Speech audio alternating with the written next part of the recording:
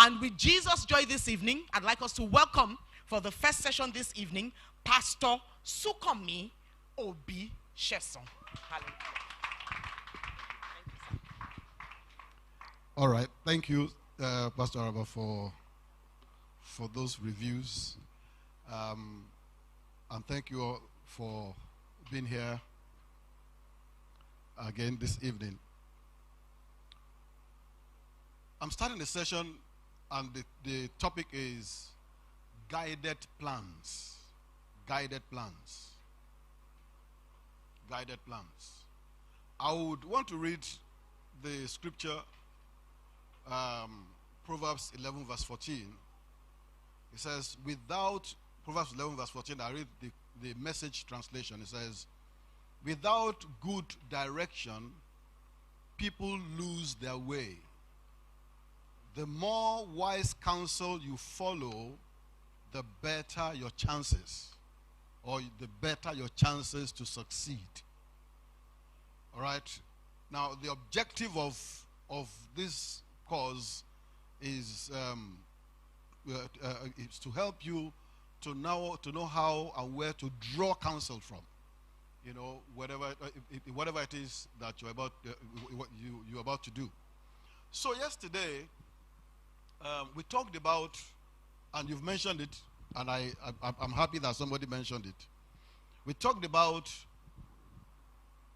from here to there. So I want to move from here to there, but from between here and there, you know, is a gap. And one of the things that we need in order to move from here to there, to bridge this gap, is to first of all ask myself, where am I coming from? Where am I going?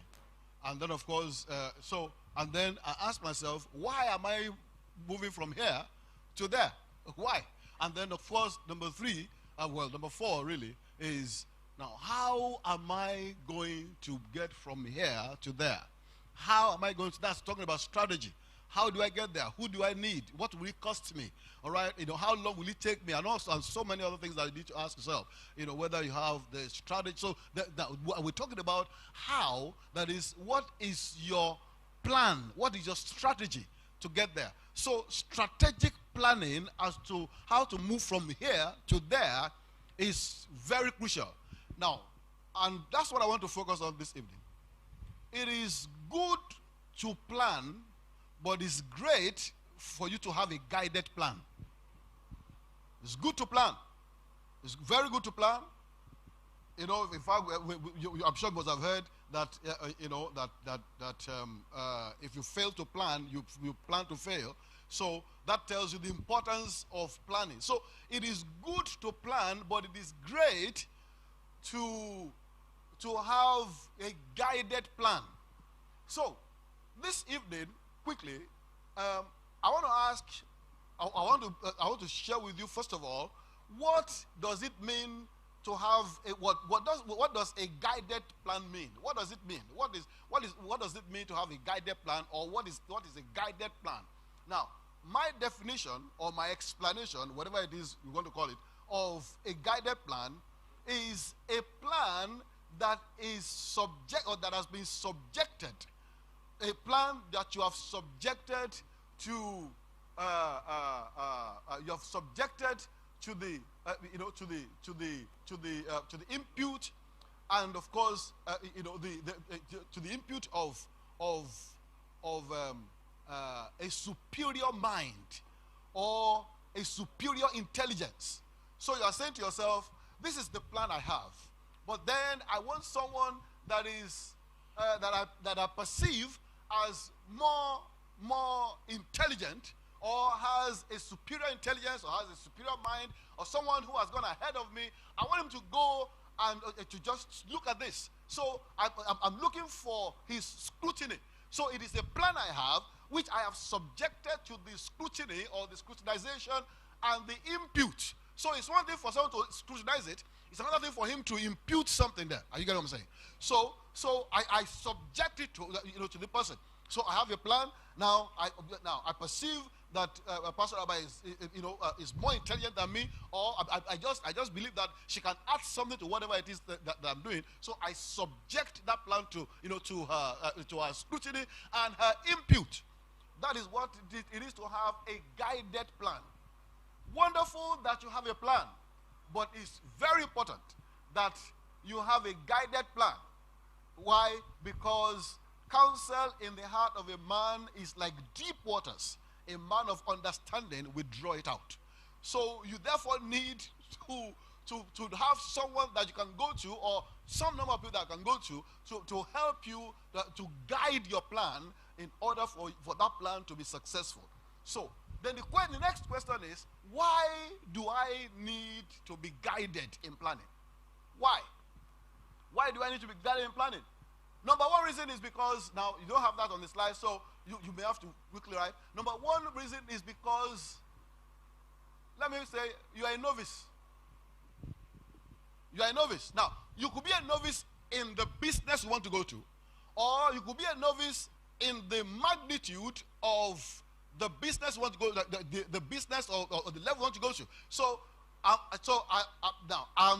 don't know, I've not done this kind of business before. So the type of business, I'm a novice in it, or the size of the business that I want to go into, I'm a novice in it.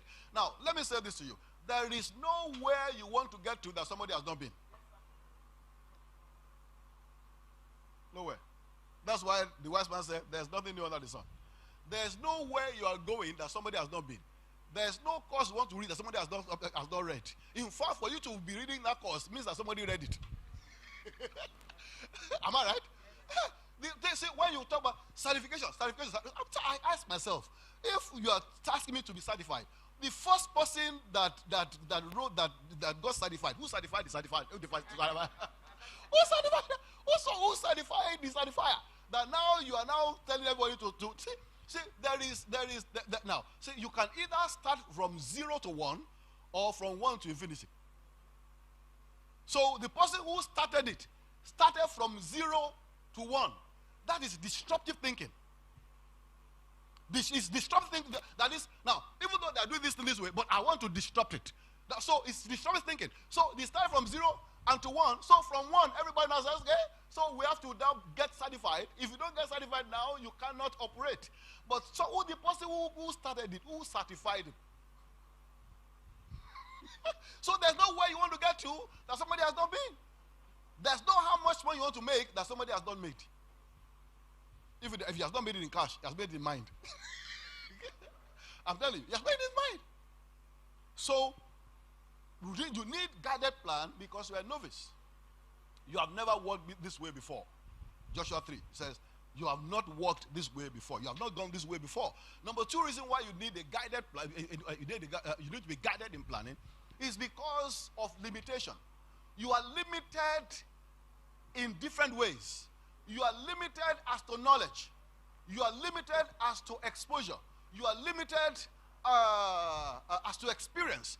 So you have different forms of limitations. So now you don't know it all and you don't have it all. Could you say to yourself, I don't know it all and I don't have it all? So that means that because of that, I need to be guided in my planning. I need to be guided with my plan. So I don't know it all. Number three reason why you need why you need to be guided in your plan is because of deception. Deception that will lead to destruction. You know, now we're told in the Bible that there is a way that seems right unto a man. You understand? So, but the end of it are the ways of death. That means now this plan you have. Okay, have you ever done something before that you sit down and in your mind you plan out something and you feel to yourself, this is the best plan ever. Has ever happened to you? Has ever happened to you? This is the best plan ever. Only for you to want to implement it and discover that it is the worst plan ever that you had. You know why? Because you have been deceived by that plan. So there's deception that leads to destruction. And so now a guide will help you not to be deceived by your plan. And so that the plan will not destroy you. The next reason why, that quickly leads to the next reason why you need to be guided in your plan. So you need to be guided in your plan so that you don't fail backward.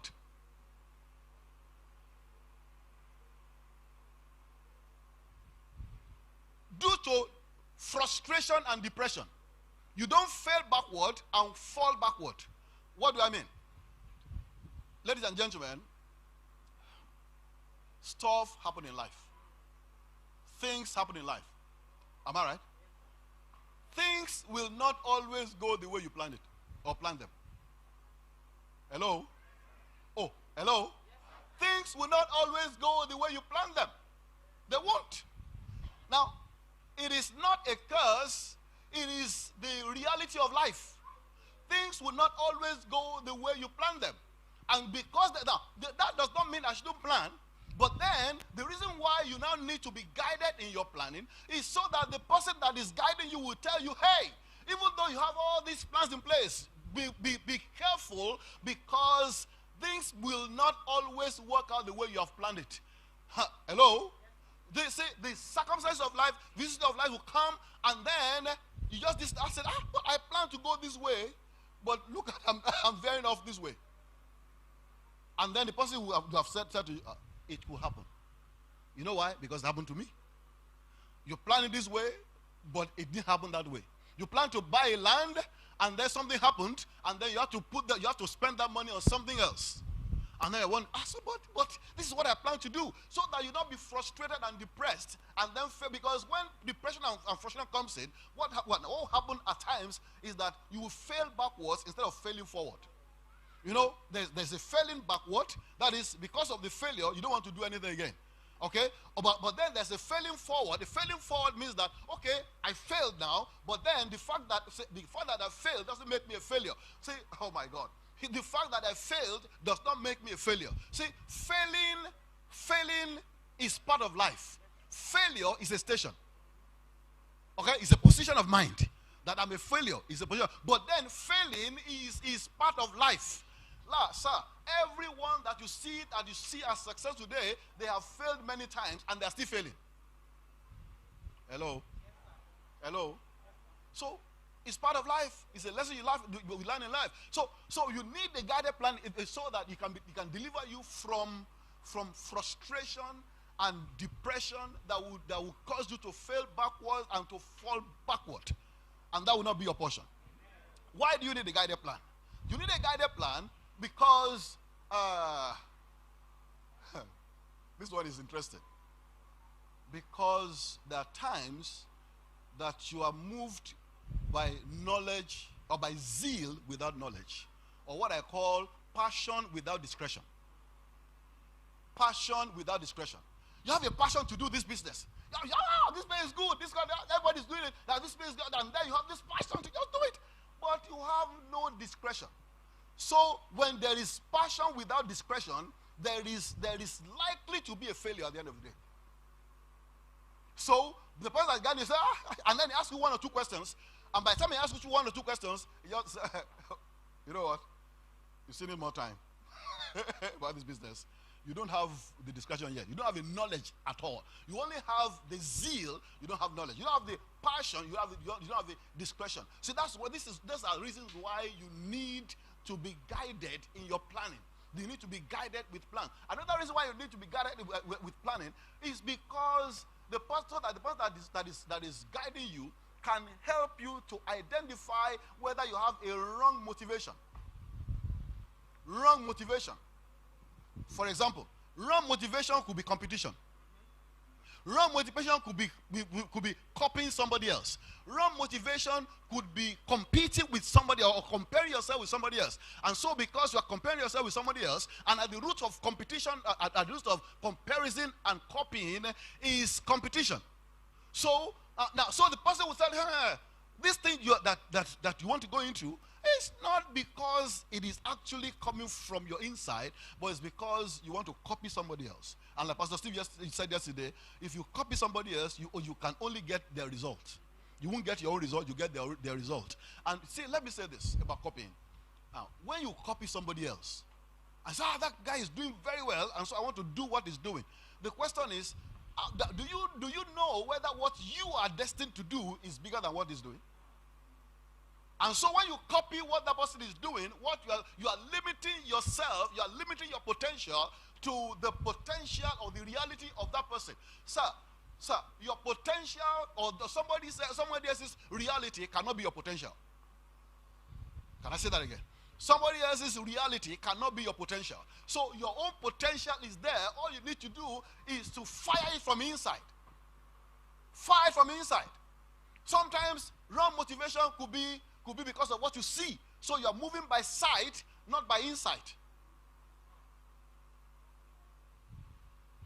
Are we still friends? Are we still friends?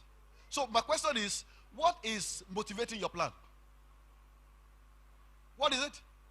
Is it because you want to be like other people? You know, the Israelites said to Samuel, he said, hey, give us a king because we want to be like other people. No. I want to make money like. I want to do business like. No. Just say you can have a benchmark, but don't let the mark bench you.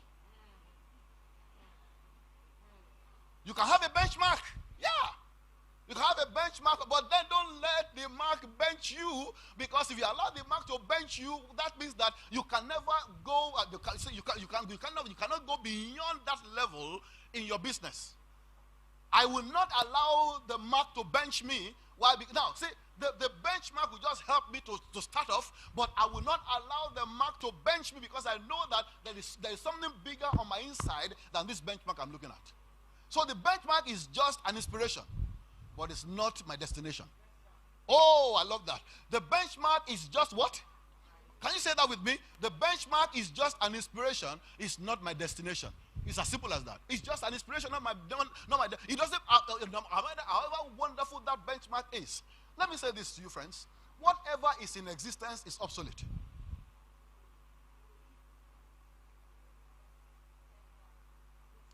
I'm trying to let that sink. I'm trying to let that sink. Whatever is in existence is what? Is obsolete. So, that's why you must not let the mark bench you. Because that benchmark is already in existence. So as far as we're concerned, it's obsolete. Are we together? So whatever it is that you are doing now, begin to think disruptively. So you need to disrupt your own, whatever, your own achievement. You need to disrupt your own idea. Disrupt it. Disrupt it. All right? Now, another reason why you need, oh, Jesus. Another reason why you need to have a guided plan is because you have what is called frontal view. Frontal view. Now, how many people have 4 eyes here? 4 eyes. You have 4 eyes. You have 4 eyes. Where are the remaining 2? Now, everybody has 2 eyes. Am I right? And those eyes are where? Are in front. Now, there's what is called FOV. That is a field of view or field of vision.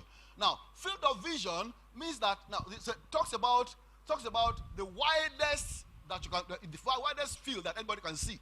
Now, we have told that the field of vision of everybody is maximum 200 degrees.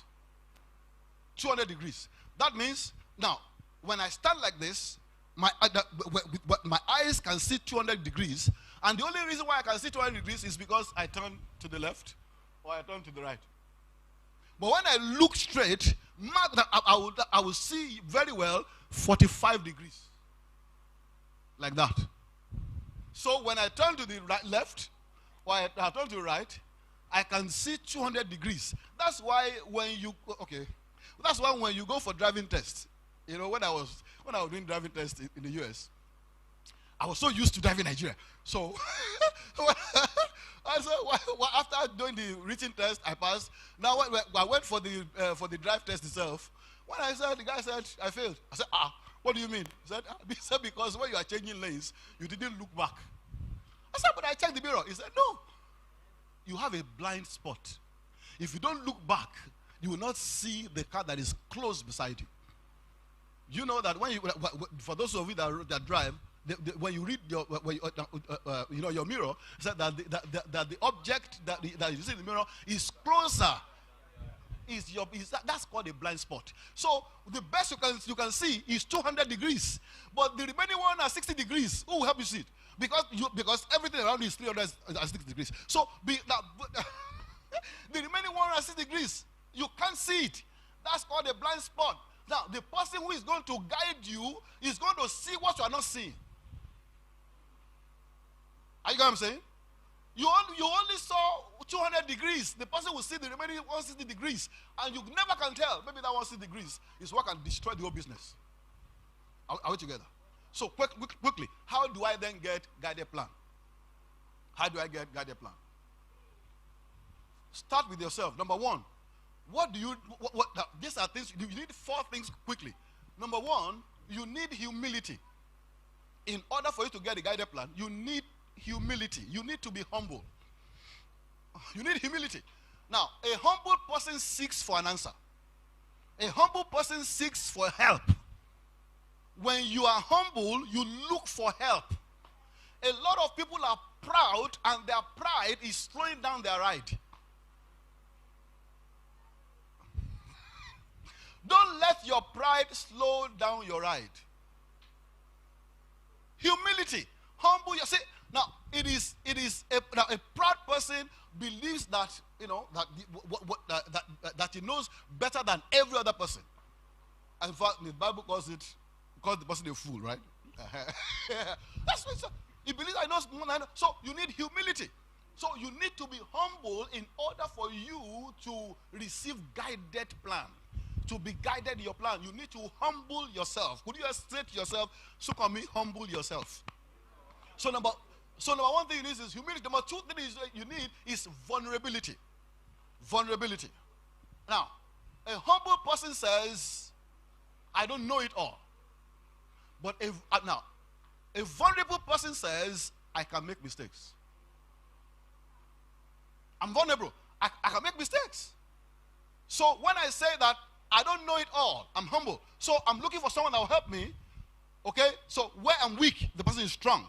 And then when I say to myself that I am vulnerable, I can make mistakes, what I'm saying is that because I know I can make mistakes, then I'm subjecting my plan to a superior intelligence. So that the mistakes will be reduced. The mistakes will not be obliterated, but the mistakes will only be reduced. Because you know why? There are no perfect plans on the face of the earth. Nobody can give you a perfect plan. Nobody. Gather all the best minds together. There will still be a mistake somewhere. Are we together? So you need to be vulnerable. And number 3, you need flexibility. Say with me, flexibility. Oh, say with me, flexibility.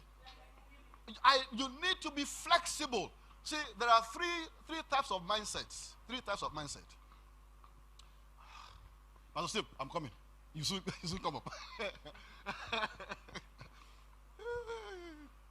When you give me that time, God help me. Now, there are 3 types of mindset. There is the first one, and I don't know whether people like that are here. There are 2 of them that are two extremes. The first one is a fixed mind. A fixed mind is at one extreme. A fixed mind is a mind that says it's either my way or no way. Is anybody like that? Either my way or no way. Even when somebody brings a superior argument, they say, no, if you don't do it my way, then you cannot do it anyway. If you don't do it my way, you cannot do it anyway. So there is a fixed mind. A fixed mind will never receive any counsel. A fixed mind will never even work. A fixed mind will never go for any counsel. He will never go for any idea for any counsel or for any advice. Never. Why? Because he believes that I'm the Alpha and Omega. Even God cannot advise me.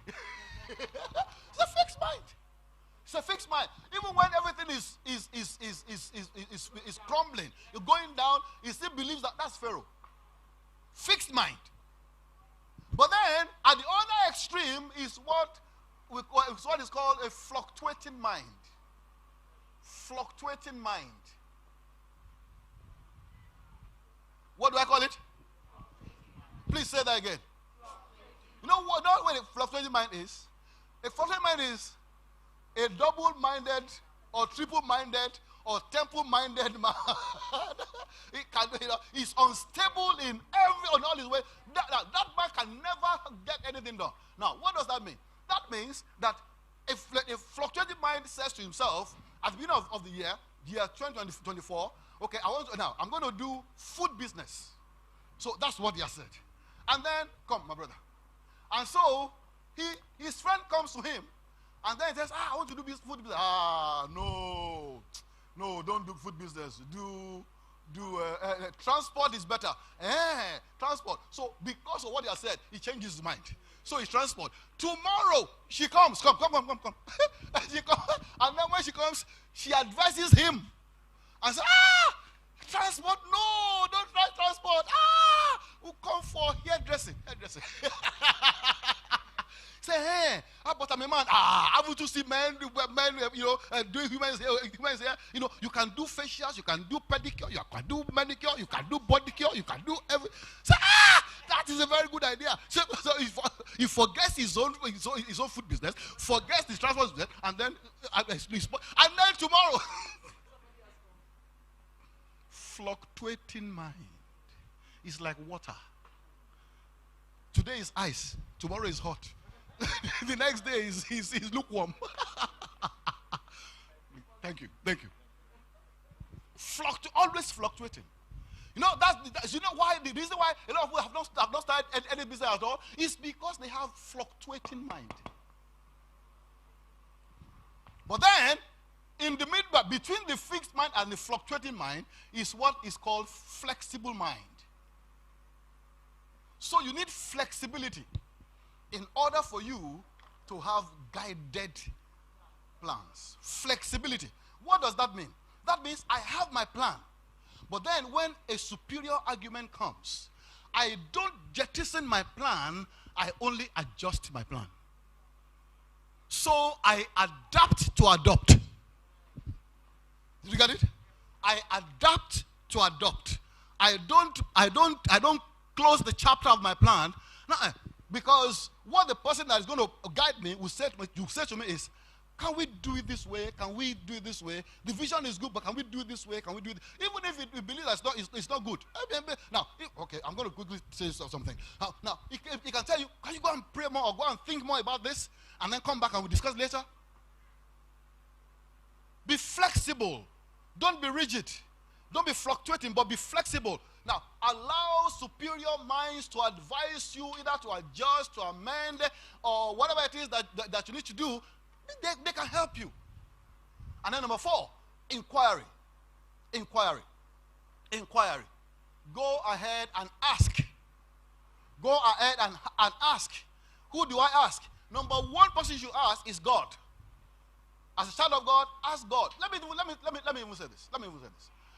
Now, do you all know that everybody talks to God?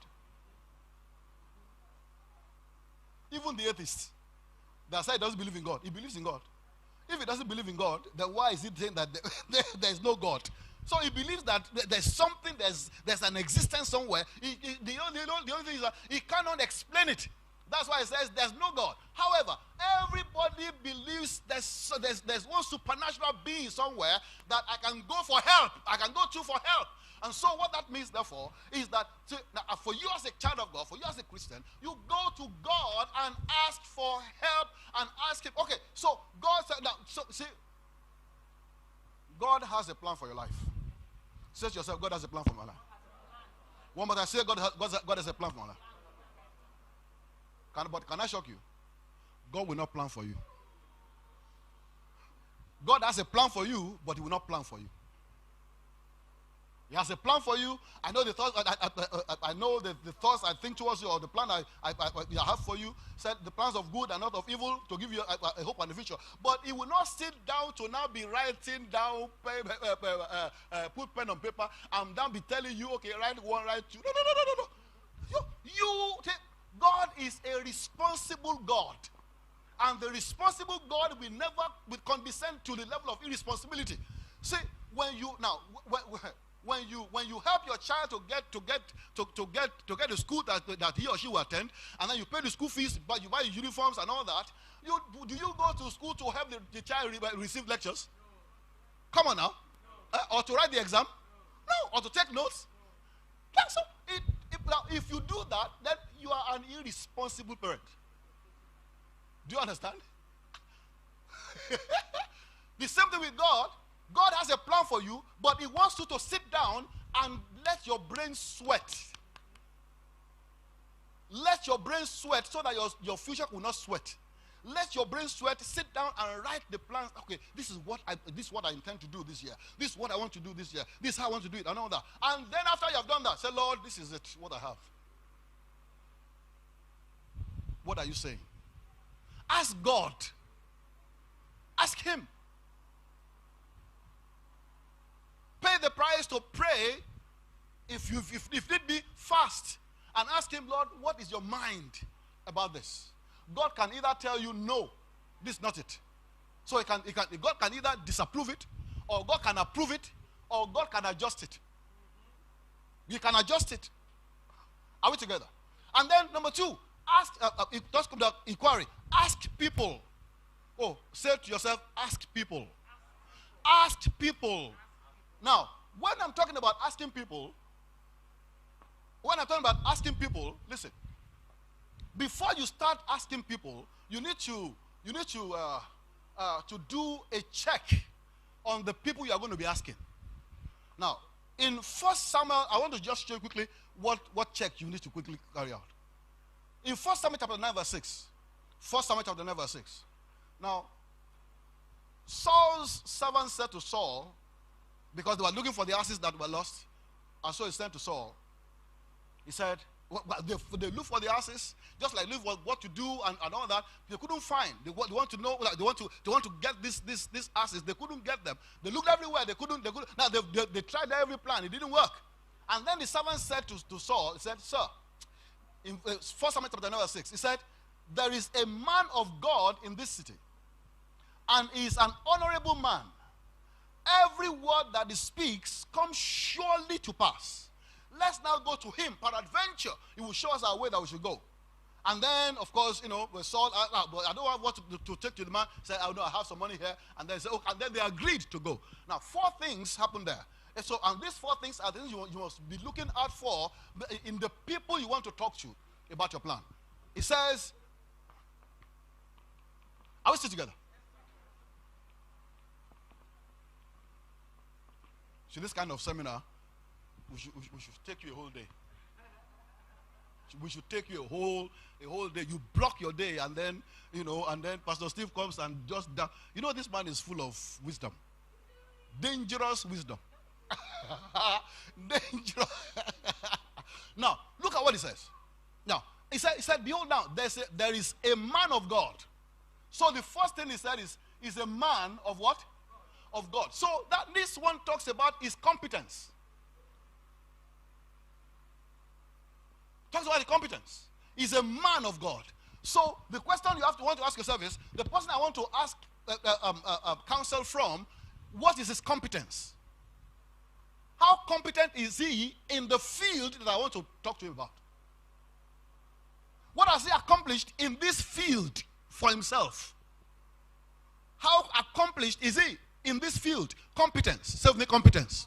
Number 2, he says, please bring it up. He said, he's a man of God, so competence. He said, there's a man of God, said, and he's an honorable man. So honorable talks of his character. So what's the character of the person that you want to talk to?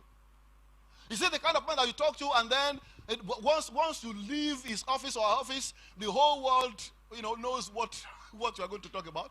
Or is it the kind of person that you talk to, and then the person, by the time you are leaving the person, you live bitter instead of living better? Is it the kind of person that you talk to, and then would rubbish your plan, and they say, what kind of thing do you have on your head that you call a brain? What's his character? What is the character of the person? character of integrity, character of different things. What is character? He said he's a man of God, he's an honorable man. Now look at it. He said, and every word that he speaks, comes surely to pass, right? Every word that he speaks comes surely to pass. You know what that is? That is what I call, and I'm going to explain it, a chord. For a reason of rhyme. That's what I got it. That's a chord. What do I mean by chord? He has a track record. He has what? A track record. Every word that he speaks comes surely to pass. Meaning that, look, this guy has a track record. So we have to ask yourself, what is the track record of this person that you are going to? How many people has he advised in this kind of area? What's his track record? So you don't just jump and claim, I'm going to ask them, no. What's the track record? Are we together?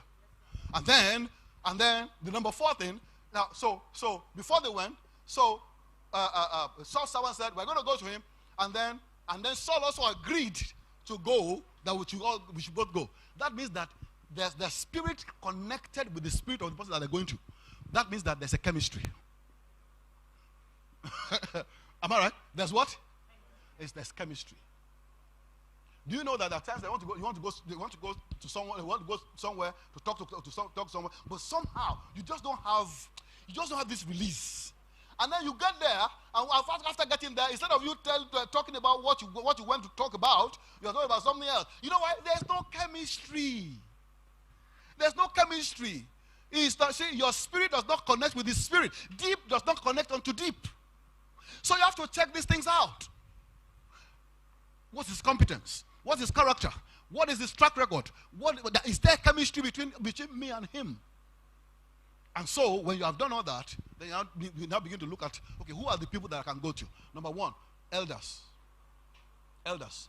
Go to elders. The elder can be an elder, an elder in age. The person could be your parents. Maybe your mom or your dad. You know, there are times that my children will call me. Maybe they want to have a change of job, or they want to start something, and they call me and they'll be asking me for guided plan.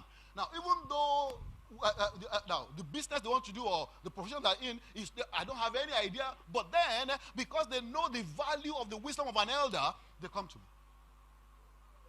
Are we together? So maybe an elder in age, an elder, maybe your parents, an elder, maybe even your boss, an elder, maybe your pastor is an elder. Because they should teach. Much of years, should also teach wisdom. So you just go. You just go to them.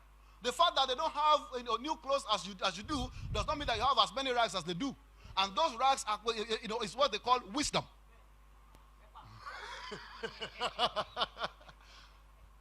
Ask people, ask your elders. Who should you ask? Which people should you ask? A mentor. A mentor is somebody who has done 3-4 times over what you are trying to do once. You want to do it for the first time, he has done it 3 or 4 times. So he knows what you don't know. He knows the secret, like Pastor was talking about earlier about what they done the preview or review. If he has done what you want to do once, 3-4 times. Somebody who has been married for 40 years, you just want to get married. Sit down and learn. That should be a mentor. Are we together? Am I boring you? Look for a mentor. See, the thing is, the life of your mentor is a prediction of your future. The life of your mentor is a prediction of your future. Now let me say this. A mentor does not have to be older than you. Let me tell you something. Pastor Steve and I are friends, but he's also my mentor. There's an area of his life that I've seen, this guy, man, I want to, there are things that I need to learn from him. So when he's talking in those areas, I just keep quiet. I don't say anything. No, I was saying yesterday, I said, what did this guy see in me? Oh, sorry, I said guy.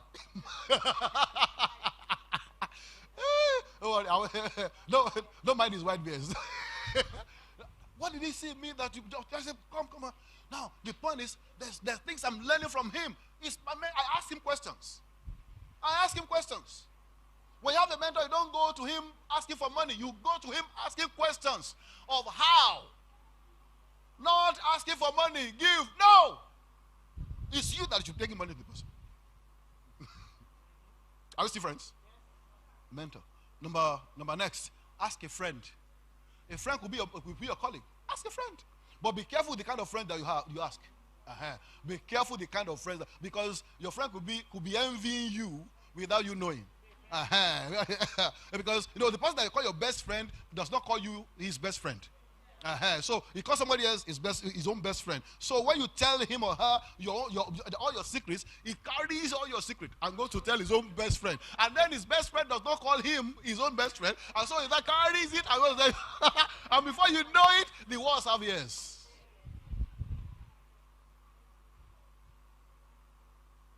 Number 4. Is that number 4? Ask a team. Ask a team.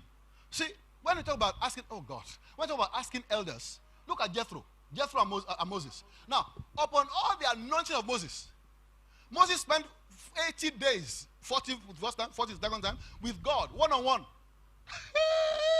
Yet, God never told him management, administrative strategy. Never. Can you be with God for 40 days and then you know everything? Come on, you'll be like God.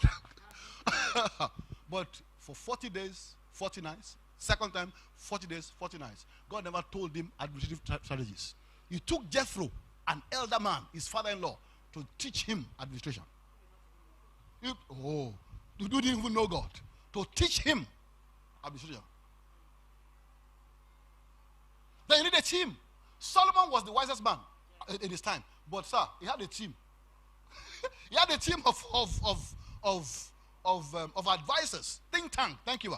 He had them around him. But someone I thought you are the wisest man. Yes, God is too wise to put all his wisdom in one man. So you need a team. From now, begin to look for teams. If you're a leader here, don't just rubbish the people that are around you. God put them around you so that he can make you better and make the journey faster. And make journey easier, make everything simpler. That's why he did it. See, the point is that there is no how you can compare your experience to the experience of the 4 people around you. You are younger than see, you may be older than each of them, but you are younger than all of them put together. You have not seen what all of them have seen. You have not read what they have read. You have not met the people that they have met. So, sir, humble yourself. Have a team around you. Ask a team. Ask an expert. But in asking an expert, be careful also. I don't want to talk too much about that. And then, ask your own experience. Your past experience. Ask. There are times that you've done some things before, and then it went this way. You know, God said, remember you the former things. Am I right? Isaiah 46, verse 9. Say, remember you the former things. And then it comes to Isaiah 43, and say, remember you not the former things. What he's saying, therefore, to you is that there are some things that are happening in your past that you need to remember. That will help you extrapolate it to the future. And there are some things in your life that in your past that you need to cancel forever. Are we together? So ask. And then, finally, ask a rookie. Ask a rookie. You know who a rookie is? A rookie is someone who doesn't know jack about the business you want to go into. Yes.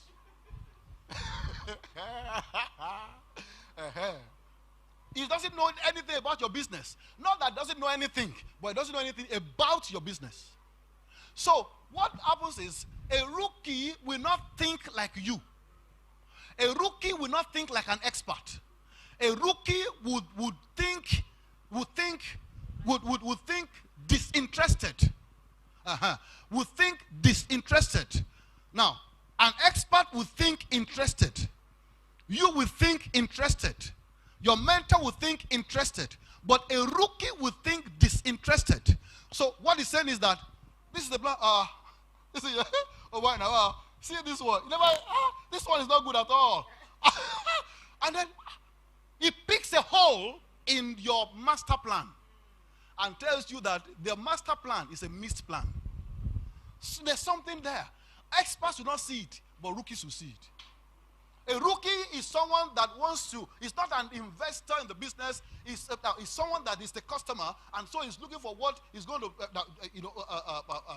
will benefit him in the product. So in this your plan, this one, no, this one, I don't know, this one doesn't, it doesn't look right though.